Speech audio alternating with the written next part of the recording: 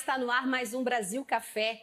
E hoje vamos abordar aqui no programa sobre o projeto Carbono, um estudo alinhado, a preocupação sobre mudanças climáticas e as boas práticas na cafeicultura brasileira para se chegar aí à neutralidade do carbono.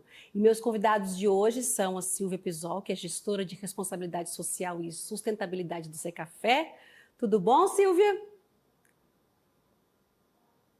Tudo bem, Simone? Obrigada pelo convite. Prazer tê-lo aqui. E também nós temos aqui a participação do Carlos Eduardo Usserri, que é professor, pesquisador da Exalc USP. Muito bem-vindo também ao nosso programa, Carlos.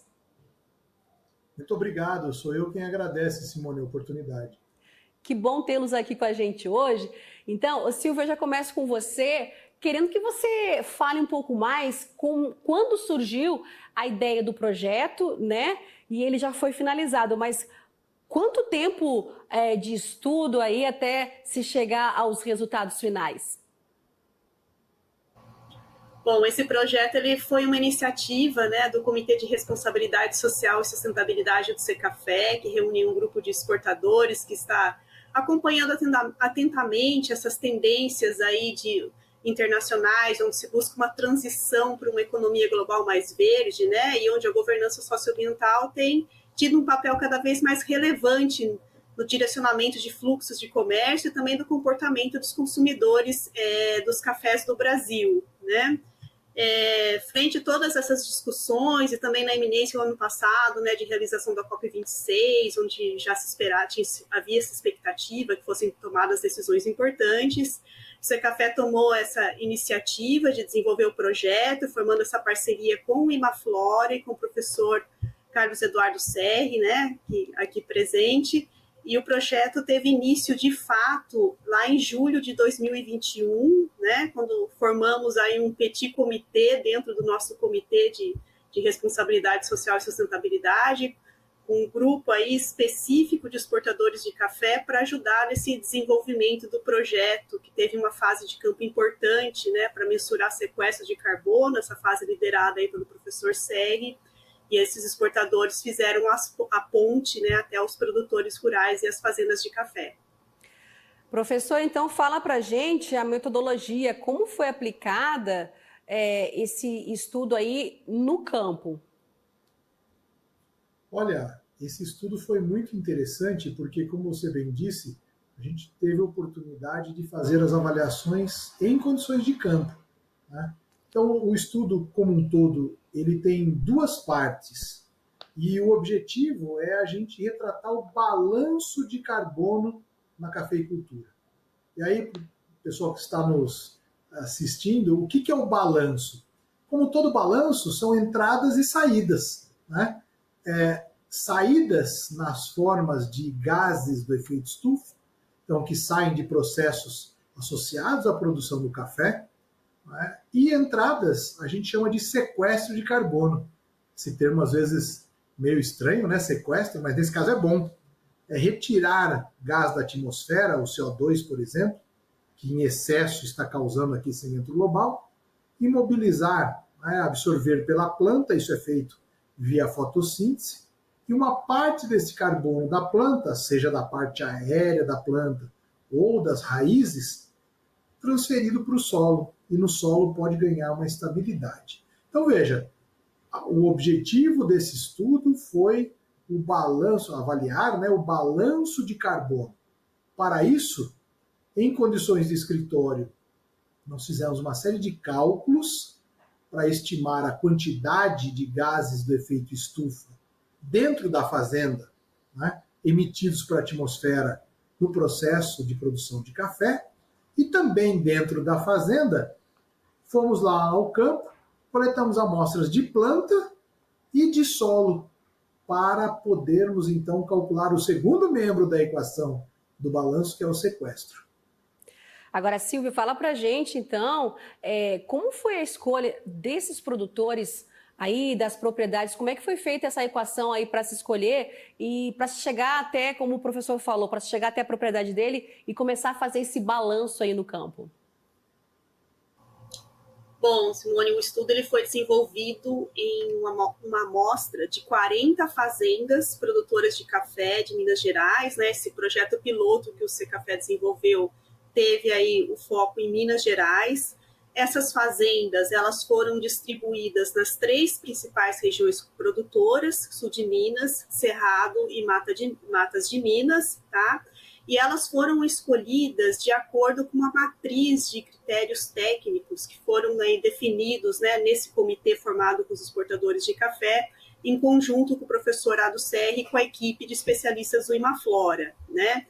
Então, nessa matriz de critérios técnicos, né, primeiro, procurou-se identificar em cada região os sistemas produtivos modais, ou seja, aqueles que mais se repetem, os que são representativos da cafeicultura regional. Por isso, lá no sul de Minas, onde nós escolhemos 20 fazendas, 10 delas foram semi-mecanizadas, 10 delas mecanizadas. No Cerrado Mineiro, 10 fazendas mecanizadas e nas Matas de Minas, 10 fazendas semi-mecanizadas.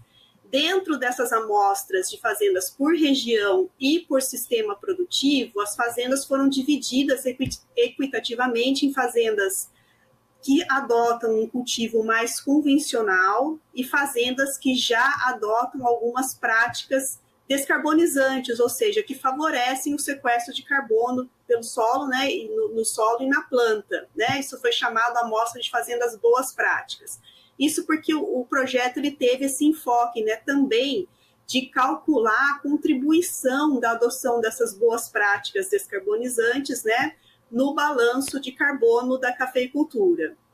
Outra questão também, para a seleção dessas fazendas, seguiu-se alguns critérios padronizados, né, densidade de plantas de 3 a 4 mil plantas por hectare, a idade dos cafeeiros de 10 anos, né, a altura das plantas de 2 a 3 metros e também variedades, sempre a variedade Catuai nos talhões analisados para evitar qualquer impacto de variabilidade genética, né, ao fazer essa comparação aí da transição do convencional para as boas práticas. Legal, Silvia. Agora, professor, nessa segunda parte do estudo aí no campo, qual foi o resultado em relação a essa pegada de carbono? O solo sequestra tanto quanto, assim, vamos dar em números assim, né? O solo e a planta, quanto por hectare foi descoberto esse sequestro aí de carbono? É muito boa pergunta, Simone. E assim, o que a gente fez lá no solo foi abrir uma trincheira, né, que é um buraco, e coletar amostras a cada 10 centímetros de profundidade até 1 metro, né, como os protocolos internacionais requerem, seja o painel intergovernamental de mudanças climáticas, né, o IPCC, sejam as ISOs, né, 18.400, por exemplo, e fizemos também um arranquio das plantas. Então, retiramos a planta com a permissão dos produtores, que nos ajudaram bastante, separamos, né, os vários compartimentos da planta, folhas, galhos, o tronco, as raízes grossas, finas, e aí nós coletamos essas amostras, trouxemos para o laboratório, fizemos uma série de preparos também, seguindo protocolos aí internacionais, e determinamos o carbono nesse material da vegetação e do solo.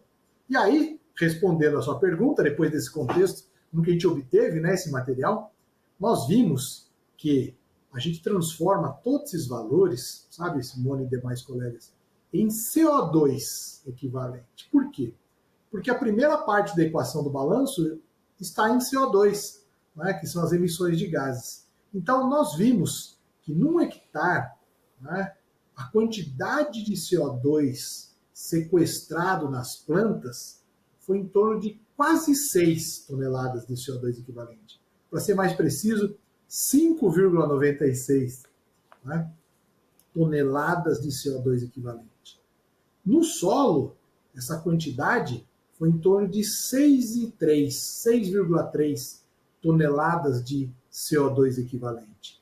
Então vejam, tanto a planta como o solo acumulam quantidades consideráveis. Esses valores que eu estou falando para você é da situação que a Silvia bem falou, quando a gente converte uma área de preparos tradicionais, convencionais na cafeicultura, para boas práticas de manejo. Então, veja, nós estamos tendo uma adicionalidade, nós estamos aumentando a quantidade de carbono, não só nas plantas, como no solo.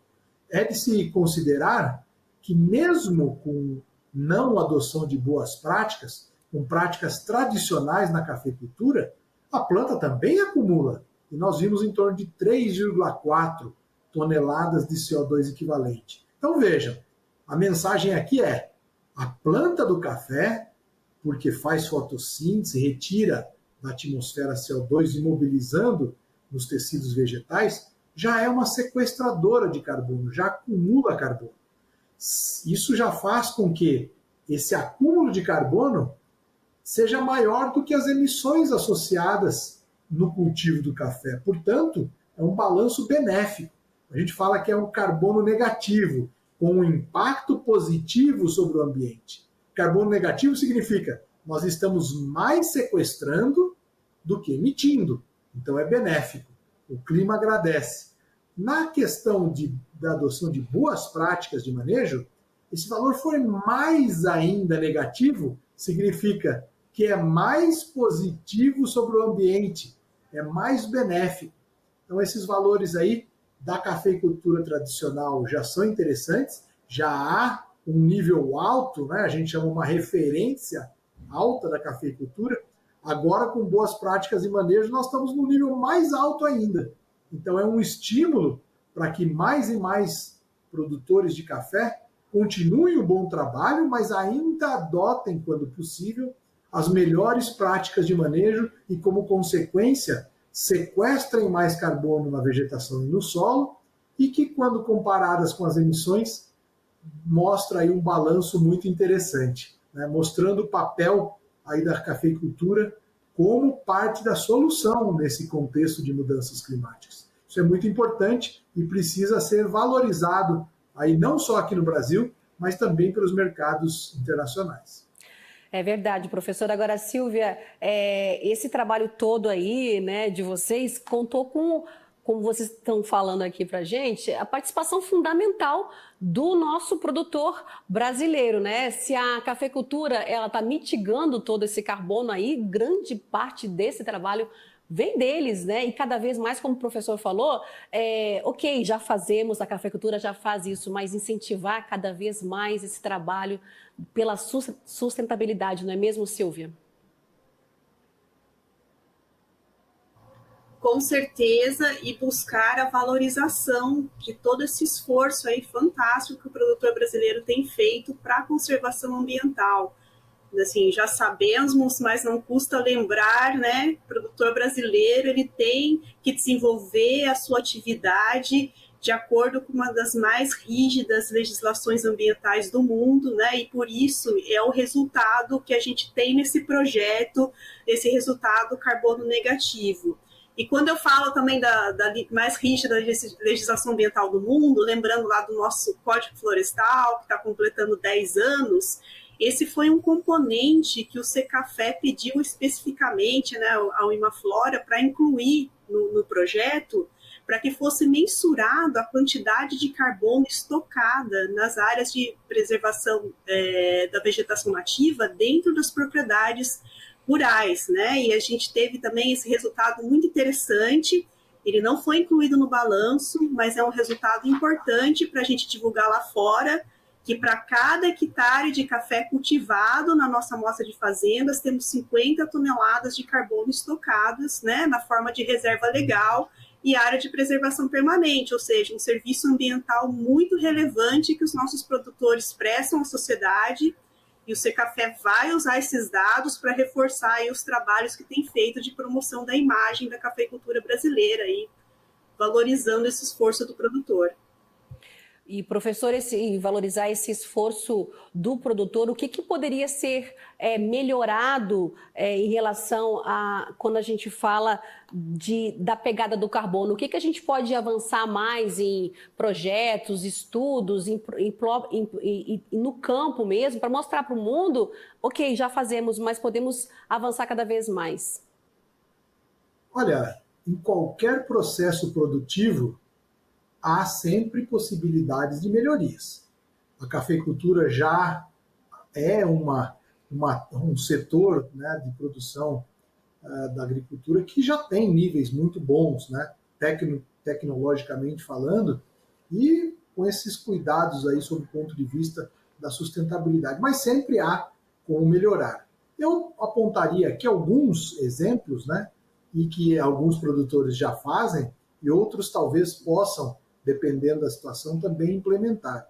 Por exemplo, né, com o intuito da gente sequestrar mais carbono, é importante que entre as ruas de café também seja mantido aquele solo entre as ruas com cobertura, se possível com uma planta leguminosa, que os colegas que estão nos assistindo lembram, né? Elas têm a capacidade, junto com organismos do solo, de fixar biologicamente o nitrogênio da atmosfera e acumular no solo. Para que é importante o nitrogênio? Além de parte desse nitrogênio sofrer transformações lá e poder até sustentar a planta, né, como parte do requerimento nutricional, eles ajudam a sequestrar carbono. Só tem acúmulo de carbono no solo quando tiver nitrogênio também. Então esse é um aspecto interessante. Outros, por exemplo, outros exemplos podem ser na fertilização.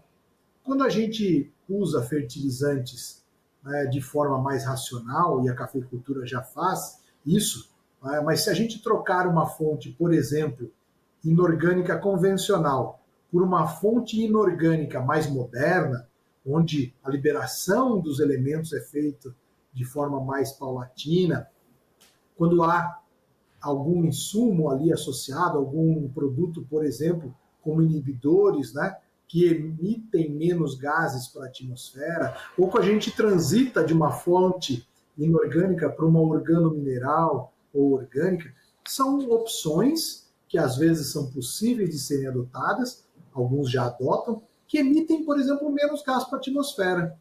O uso, talvez, quando possível, reduzido de xenobióticos, né, de produtos químicos sintéticos, que também emitem gases na sua quando aplicado, mas também lá no sistema de produção desses insumos. Então, vejam, são exemplos, alguns aqui, de fatos que a gente já vê na cafeicultura, práticas de manejo já adotadas, mas que podem ser intensificadas ou mesmo adotadas por alguns produtores que ainda não o fazem, né? De alguma maneira, sequestrando mais carbono na vegetação, na planta do café e no solo, ou, e se possível, né, emitindo menos gás para a atmosfera. E, professor, só para complementar aí, o senhor acredita que esse produtor ele tem que ter mais informação? Eu falo informação assim, porque hoje no mundo a gente tem muita cobrança, né? O consumidor está cada vez mais consciente, mas ele precisa, esse produtor brasileiro, ele precisa de mais informações para continuar aí essa pegada aí para diminuir, mitigar cada vez mais o carbono? Olha, eu acho que as informações estão sendo, né, disponibilizadas.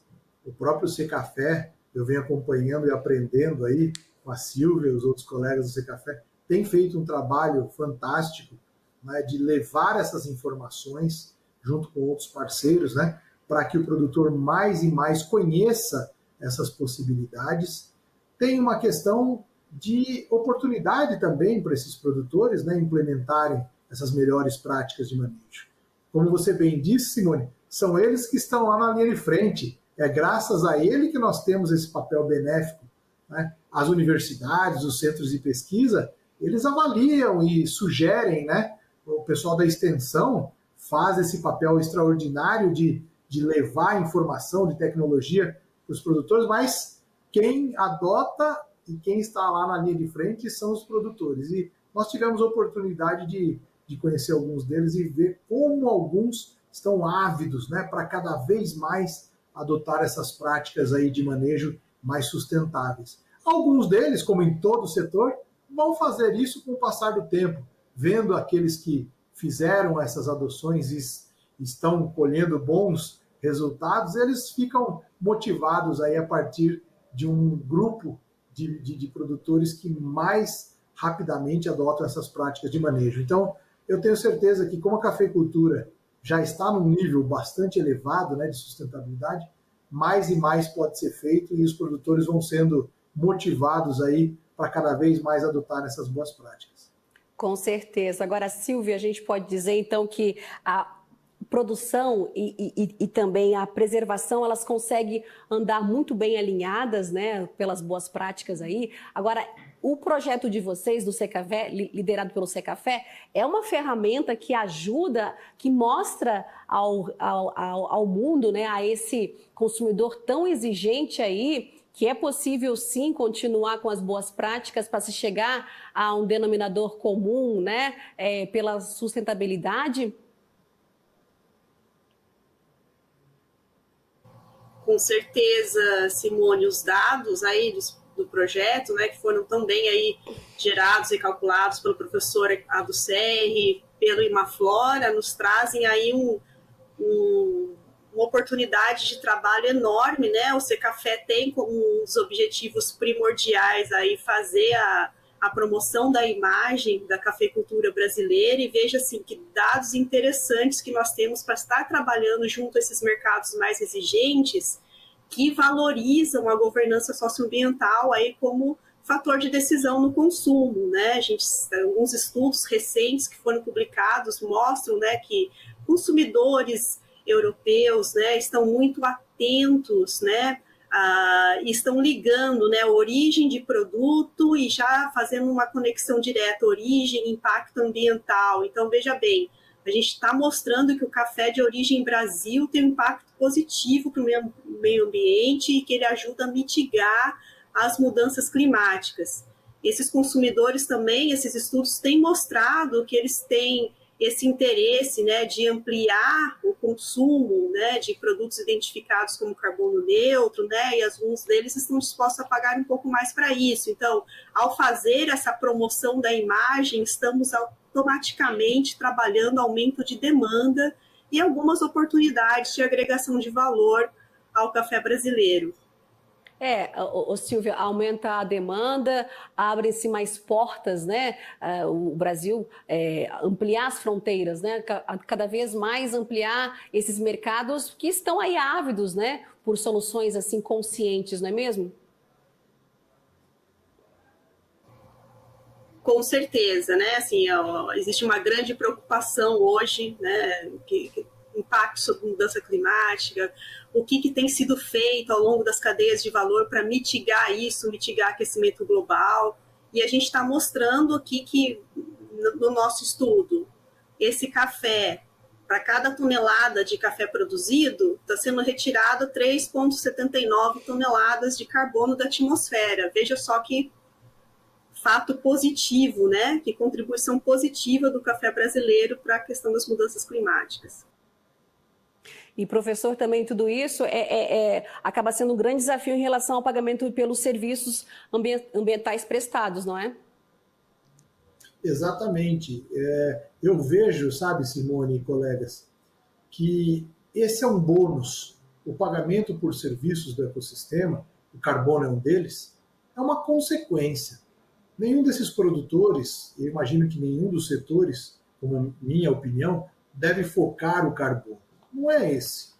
É focar na adoção de boas práticas de manejo que melhoram o ambiente solo, a interação solo-planta, com menor emissão de gases para a atmosfera, aumenta em geral a adoção de boas práticas de manejo, aumenta em geral a rentabilidade, às vezes menor custo, né? Ou seja, a adoção de boas práticas traz uma série de benefícios e como consequência, sabe, Simone, o pagamento desses serviços. O carbono é um deles. Né?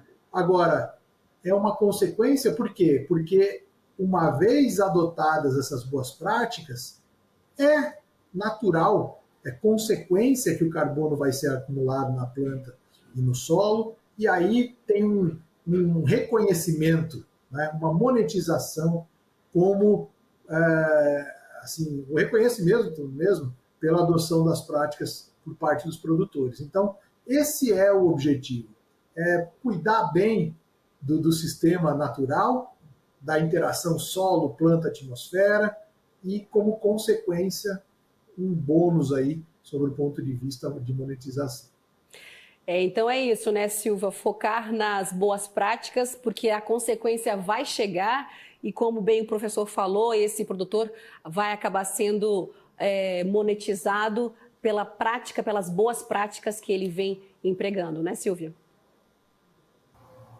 Com certeza. Ao adotar essas boas práticas, não existe só o benefício, né, desse potencial pagamento por serviço ambiental, mas também o produtor está avançando na resiliência da propriedade. A gente sabe que está tendo tantos choques hoje, né, que afetam a produção, choques globais, sejam eles por eventos climáticos extremos, né, do impacto das mudanças climáticas, seja por guerras, né, assim, essas boas práticas elas geram mais resiliência, né, e elas acabam equilibrando, né, um bom nível de produtividade com sustentabilidade, e assim, o nível de produtividade alto, ela também já impacta positivamente a receita, e aí você tem essa sustentabilidade, ou seja, essa permanência da atividade no longo prazo, beneficiando também as gerações futuras de cafeicultores.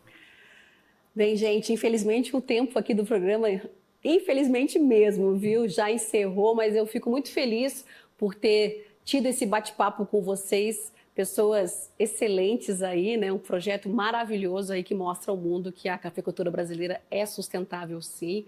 Muito obrigada. Eu queria que rapidamente que cada um de vocês, começando pela Silvia, deixasse sua mensagem final aqui para o produtor também e para o mundo.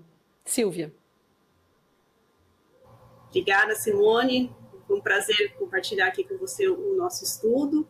E a nossa mensagem é, produtor, continue fazendo o que você já está fazendo, né? Tem sido tão bem feito e a gente só conseguiu esses resultados positivos porque esse trabalho bem feito de preservação ambiental, de adoção das melhores práticas já está sendo adotado no campo. E continue sempre prestando atenção nas inovações que vêm surgindo. A cafeicultura brasileira, ela seguia muito pela ciência, né? Temos inovações tecnológicas sendo geradas, e com isso a gente só vai avançar cada vez mais e poder continuar mostrando, né, todo esse benefício que os nossos cafés geram para o meio ambiente ao mundo. Professor. Bom, eu primeiro gostaria de agradecer, Simone, você e a equipe pela oportunidade, né? Agradecer também a Silvia, em nome dela, né, todos os colegas do Secafé, a oportunidade de ter participado, Climaflora também, conhecida, trabalhar com a Renata, com a Ana, com vários outros colegas, e a mensagem que a Silvia disse eu reforço, né? Nós contamos com aqueles que estão lá na linha de frente. E o que nós temos que fazer do outro lado? Continuar gerando, né, ciência, transformando em tecnologia e chegando ao produtor, e mostrando também para o Brasil e o mundo que agricultura, pecuária e silvicultura, quando bem feitos, são motivos de orgulho, tem que ser, né? E nesse caso de agricultura para fins de aquecimento global, é uma parte da solução. Emite, sim, como todos os sistemas de produção emitem, mas também retiram gás da atmosfera. E o balanço tem sido positivo quando boas práticas têm sido feitas em vários dos setores. O café, a cafeicultura é um bom exemplo. Tá certo, muito obrigada mais uma vez a vocês dois pela participação. Obrigada também você por ter nos acompanhado até aqui. Esse foi o Brasil Café. Continue aqui na programação do Agro Mais, 24 horas de muita agroinformação para você. E até um próximo Brasil Café. Tchau, tchau.